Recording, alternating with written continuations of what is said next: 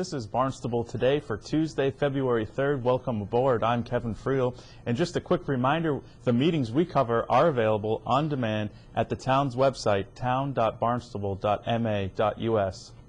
A Centerville package store seeks permission from the Zoning Board of Appeals to update and expand its current retail location. That's our top story. Thanks for joining us. I'm Len Gobeil. Mike Ford, a lawyer representing the Pendergast Falmouth RD Realty Trust, outlined the proposal in front of the Zoning Board of Appeals. The site is a unique one in terms of its shape. It's formed by the convergence of really three roadways, Old Post Road, Finney's Lane, and Route 28, all converging at that intersection. And it has kind of a triangular shape to it. It has an existing building. If you count the basements, the storage, all of the outside storage and inside storage, the office that's in there together with the retail space, it's somewhere around 7,700 square feet, of which about 3,300 of that is currently used for the retail operation in the building. The balance is used for storage and for office.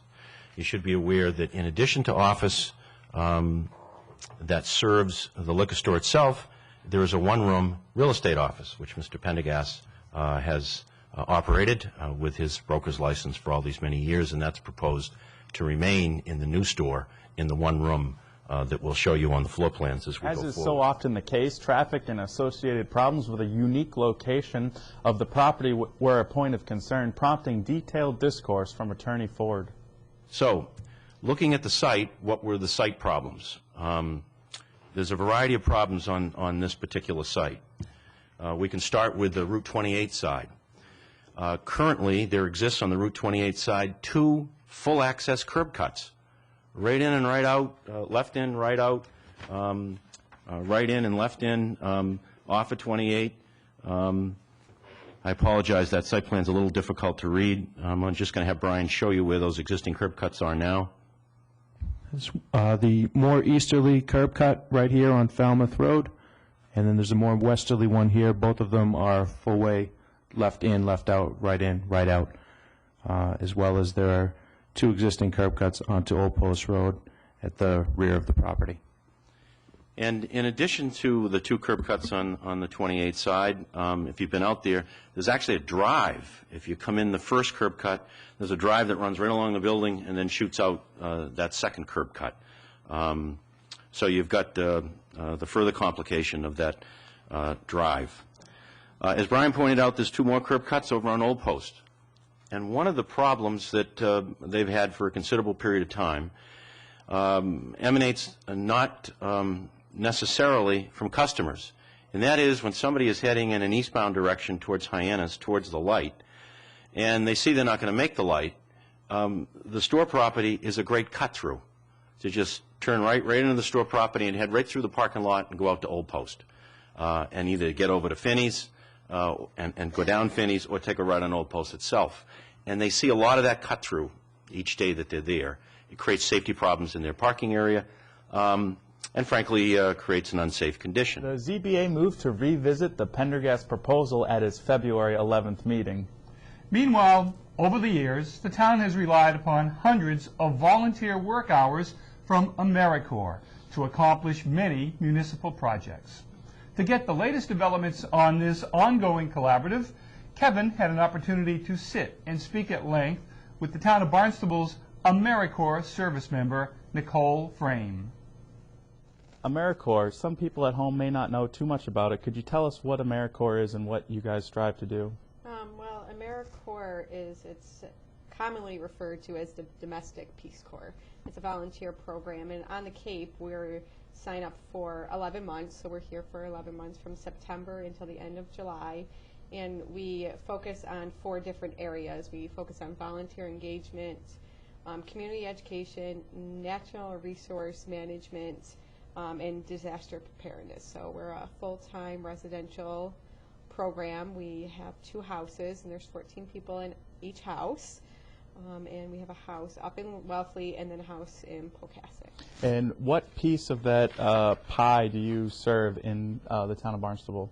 I serve the natural management part. I help with keeping trails open and creating trails. And in working with that, you are planning and preparing for a couple of different projects in the town of Barnstable. Could you tell us a little bit about the Hamlin Pond Public Access Improvement Project?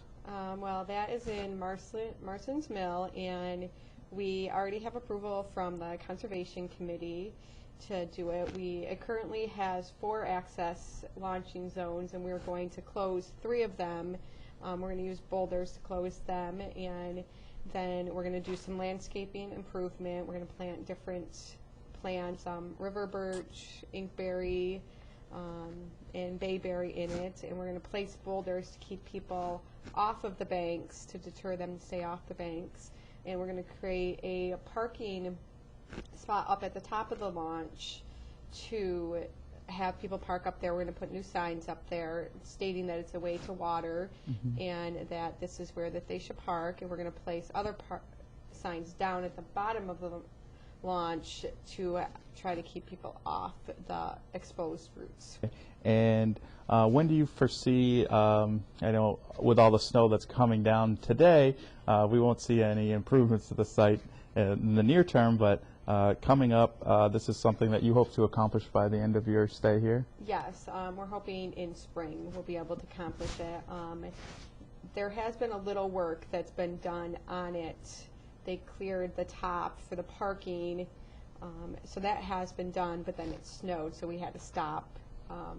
So hopefully in the spring we'll be able, and it will be done before I leave. Okay, and then moving on, you have another project dealing with a pond. It's actually, in this case, it's Dunn's Pond. Could you tell us about the location of Dunn's Pond? It's in Hyannis, and it's behind the Barnstable Senior Center. It's like between the Barnstable Senior Center and the high school. So that's where it is. Is there currently any access around the pond? There currently is a path that runs from the Barnstable Transportation Department, the school trans, to the pond. But we would like to create a path from the senior center to the pond and then maintain that path that's already running. There's a lot of fallen trees that have fallen, and the path is not clearly defined, so we'd like to define that by taking some of the branches that have fallen in that area and using them to line the path. And this project comprises 2 phases. Yes. Most of what you just said is part of the phase 1. Yes. And Yep. there's also another piece. Could you get into that a little? Phase 2 is that we would like to eventually create a path that goes all the way around the pond. So we've went out and we've walked it to kind of see if that's possible, and we've determined that it is, but we need to get approval from the high school and conservation committee yet before we can go much further on that one. And we also need to wait for the snow again before we can go out and mark a trail where we think one would go. Please keep in mind that you can catch all the meetings we cover on demand at the town's website, town.barnstable.ma.us. Meanwhile, as far as the meeting schedules are concerned, the Conservation Commission will meet in Town Hall hearing room starting at 6:30. Also, as part of our continued coverage of the school's restructuring plan for the fall of 2009, the Board of Directors from the Marston's Mills East Horace Mann Public Charter School have voted to accept the school committee's plan to move their charter to the Hyannis East site. Thanks for joining us today. I'm Len Gobeil. We'll catch you right back here tomorrow. I'm Kevin Friel.